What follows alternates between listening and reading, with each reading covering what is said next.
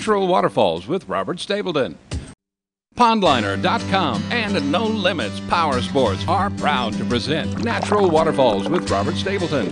Join us for a half hour of time-tested techniques and secrets from premier waterfall artist Robert Stapleton. Robert will show you everything you need to know and demonstrate the tools and products you will use to build a truly spectacular water feature in your very own yard. And now, Natural Waterfalls with Robert Stapleton.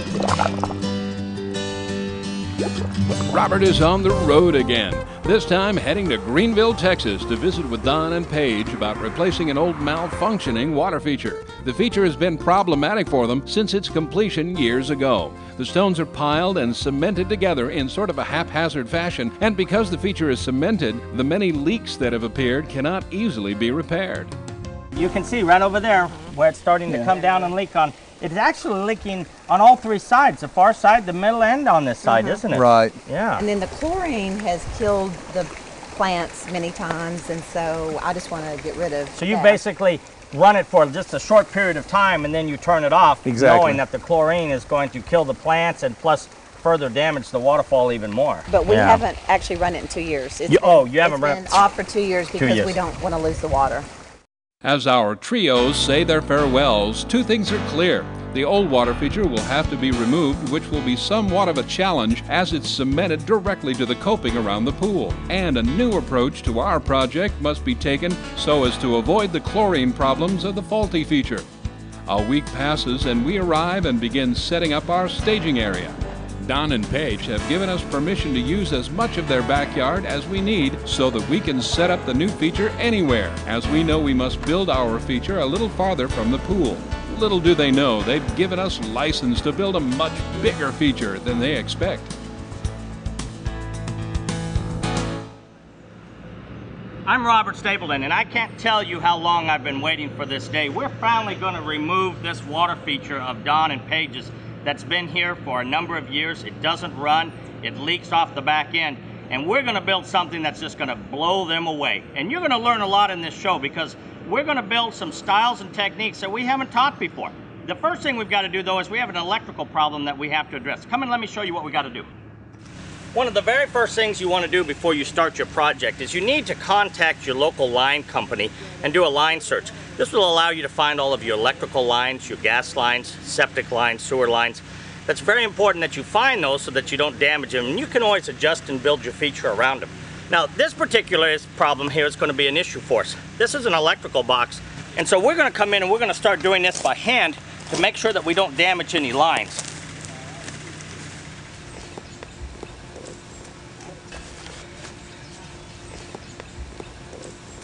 Now, this is a perfect example of why when you're tracing a line or finding a direction that a line goes, you always want to dig it by hand. Look at all of the lines that we have uncovered. Now, we started off just trying to trace 2 electrical lines, and look at what we found, including a copper line. Now, we didn't damage any of these or break them because we did all of this location by hand. If we had used a piece of equipment, we would have all kinds of problems and all kinds of downtime right now. Now, because of all of these lines that we have and all the joints and elbows, we can't build the water feature on top of this, so we're going to have to rethink it. So we're going to cover this up and we're going to go a different direction. Let's go.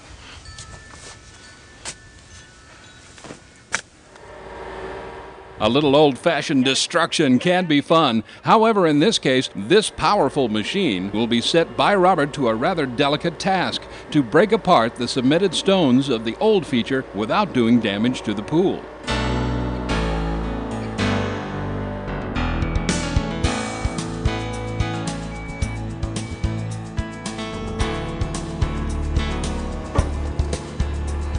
The old feature's poor cement made it easier to break up than expected.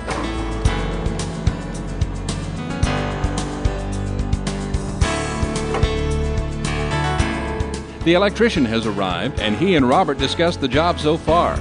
It's a good idea to contract a local electrician who's best equipped to make sure everything done is up to code.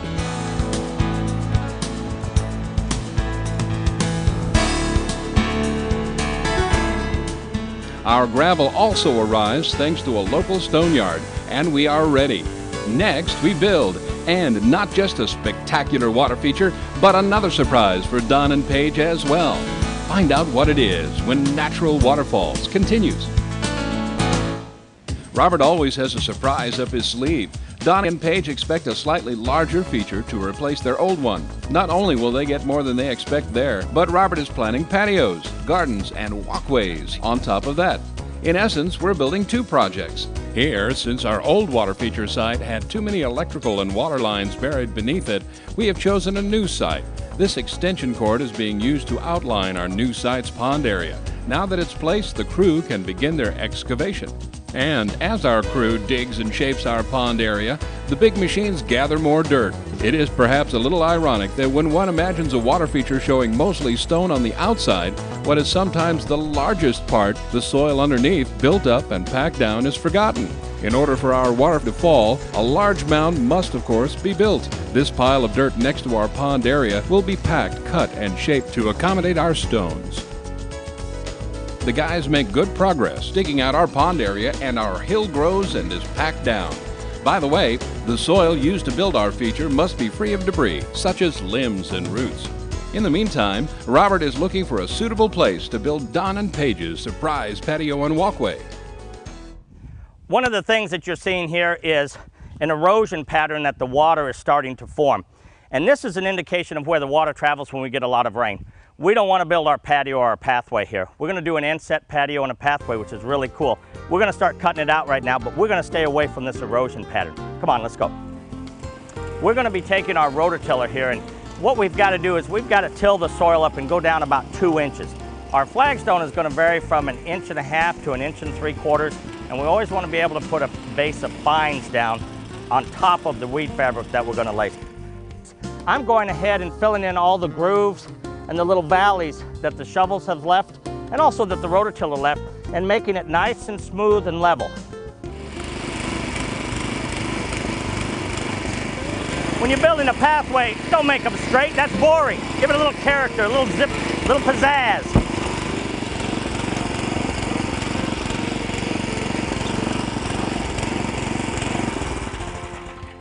Now we've got some character in our pathway, and wherever it bends and it turns, we're going to be putting a rock outcropping. As you can see now, as we've excavated this out, it's all very level. We have some soil piles around here that we're going to be putting in between the flagstone. We're going to come in and lay our landscape fabric, our fines, and then the stone on top of that. And we're going to finish up the pathway here that we're cutting out, and then we're going to start laying some stone.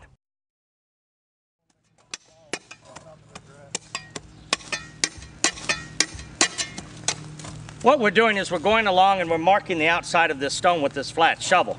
Then we're going to remove the stone, and we're going to remove the grass that we've made the outline for. Take it down about 1.5 inches, 1.75 inches. Then we're going to replace the stone back where the grass used to be. The patio and pathway shape up quickly now as the crew match the stone shapes together. One other trick is to look for your stone's complete footprint on your fines bed. Then you know your stone is fully supported and there's no risk of breakage. You'll notice all of these stones have about the same gap and the same space between them. They have not cut or broke one of these stones. This has all been accomplished by laying and breaking down the pallet, and look at all of the choices that they have.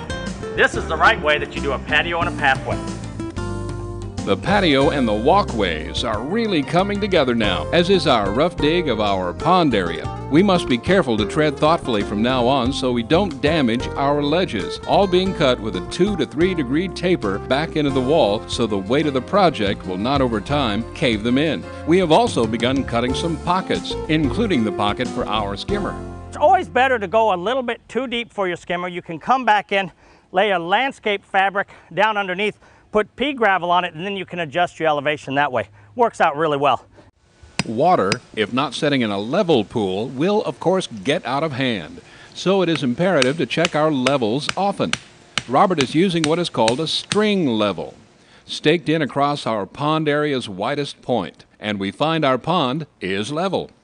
We check to make sure our skimmer is level, of course, and with a flat, edgy stone, scrape the entire project to round out our shell's edges and make sure our surfaces are flat and even. Then we find some roots. Robert explains the technique to deal with roots, both large and small. One of the things that we found here is we've got a great big root that's going through the middle of the feature. Now, we've gone ahead and cut this out at ground level. But we've got to do even more than that. Because remember, when this fills up with water, you have a lot of pressure that's on the liner that's pushing out. It'll actually push back into the root and it could damage the liner. So what we're going to do is we're going to go ahead and expose this root. We're going to go back in about 3 inches. We're going to cut it, and then we're going to go back in and pack it full of clay. Then we're going to come back in with a packer, and we're going to pack it. And we're going to go along and we're going to build up this whole shelf area. We're never going to have a problem with this root again. Go back into the hill about 1 inch, clip that root system, same here, clip that root system back into the hill, then come and get some of your material and come back over and pack it in. Boy, isn't this looking great? You see how well the pond turned out? We're doing the final dig now on our waterfall area. Whenever we do the pedestal areas or the rock outcropping pads, we make them a little bit bigger than they need to be. That's always important. Now that we've done the final dig and the final shaping, we're getting ready to put in our newspaper, our geo, and our liner. And we're going to make one final measurement, make sure that we've got the right liner for the project. We have 3 liners. The largest liner we have is a 20 by 25. 25 is going to run long way. Width-wise, it's going to be the 20 foot. As you can see, we have 19 feet. Now, our liner is 25 foot, so we've got 6 feet to spare. You always want to have at least a foot overhang all around your ledges, and we're going to want to go up a couple feet up into the stream area. So our liners are going to work perfect. So we're going to get the newspaper down, the geo, and install the liners, and then we're going to start setting rocks. Let's go.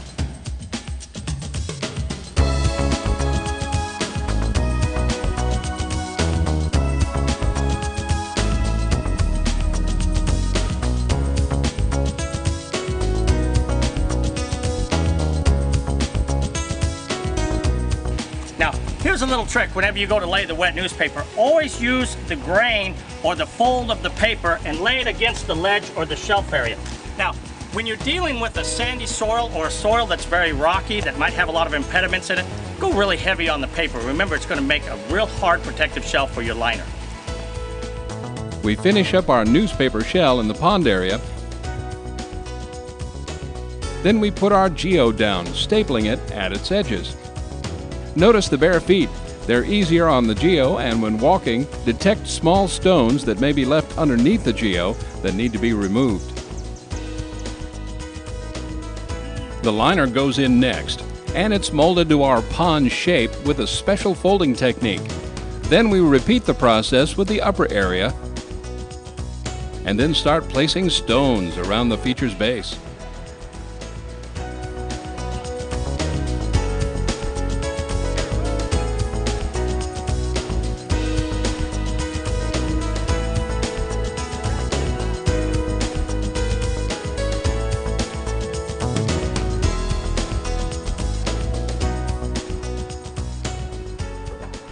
One of the things that we're doing now is we're artistically blending 2 rock styles together. One is a moss rock, one doesn't have any moss on it at all, but they have a very similar color pattern. You can see the reds and the tans, the reds and the tans.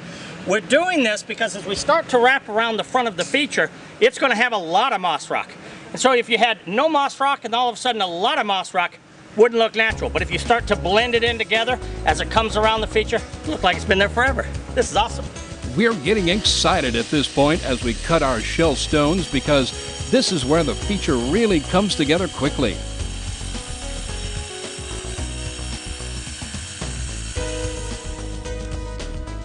We move in our shelf stones and they fit beautifully.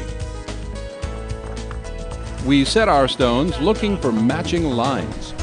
The key to a natural looking waterfall without cement is to match the stone's natural shapes to each other in a 3-dimensional way. Notice the lines and how they seem to indicate a larger stone that has split and separated over thousands of years. Then smaller rocks are added, pea gravel,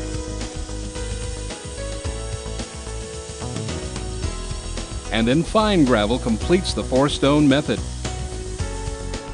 The object is to fill in all voids in order to keep the water flow on top of the stone so it will be strong and clear. It won't be long now before we unveil our project before Don and Paige. Their small single waterfall replaced with their new one. And just how many waterfalls will the new feature have? Find out along with Don, Paige, and their guests when we return to Natural Waterfalls. The fascinating and fun thing about building a natural water feature is that the landscape and the stones set the eventual shape, so it develops before one's eyes. In fact, this water feature wasn't even fully imagined until the middle of our dig. Don and Paige's ample landscape seemed to cry out for multiple waterfalls, and now the stones are determining the feature's final shape. Here's an idea developed late in the project that involves this stone. This looks like just an average stone, but you know what? We're going to make it into the top patio stone back behind the waterfall.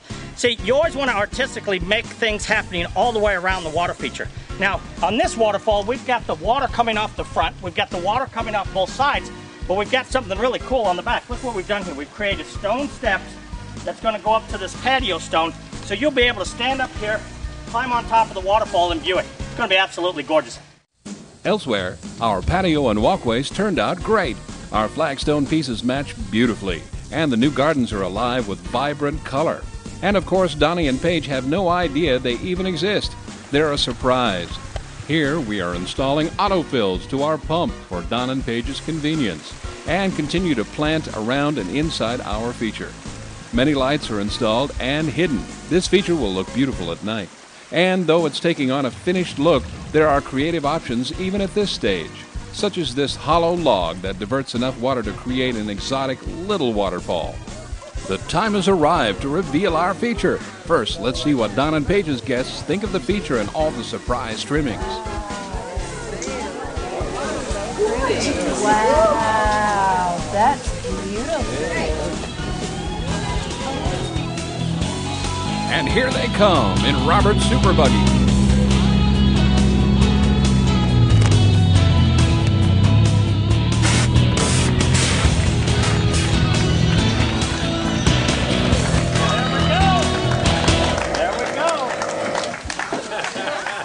Okay, take off your glasses and take a look. I'm so scared. Oh my gosh. Oh my Lord. Whoa! Wow. Look at that.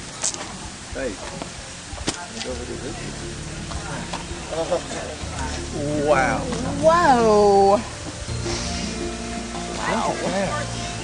Unbelievable. That is beautiful. That is unbelievable. Therefore, Waterfall Spectacular has obviously bowled Don and Paige over. Remember, they expected a single small feature only slightly bigger than their old one. Instead, now they have this grand, lovely centerpiece to their yard. Not to mention the walkway, garden, and patio. Wow.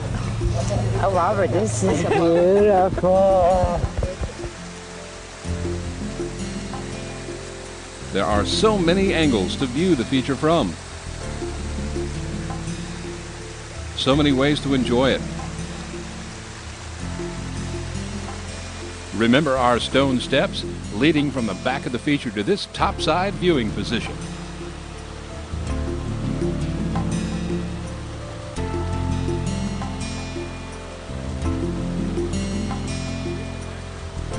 And the four waterfalls together make a wonderful, rich, restful sound as the party continues. Well, now it's been a couple of weeks, and now we're back with Don and Paige. And what do you think? Have you enjoyed it? Every single day. Just the noise of the waterfall and just the beauty of it's incredible. Isn't it great? We really had a lot of fun doing this project, and one of the things Don and Paige is going to do is they're going to walk around now and take a look at some of the added things that we've done to it just over the last couple of days. We've added some plants, some fish, some different types of aquatic plants. So they're going to walk around and take a look at some things, and I can't tell you how much I have enjoyed doing this project. You two are very special people, and we could not have been more blessed than to do this project for you guys. Well, the blessing's ours. Thank you so very much. It means so much to me that you put so much of yourself into it. Oh, it was So fun. It was so much fun, and to see your reaction, and this is what it's all about, is creating peace and tranquility in people's lives and bringing joy to everybody that's involved. It's just such a fun experience. So let's go take a look at some of the things. Come on.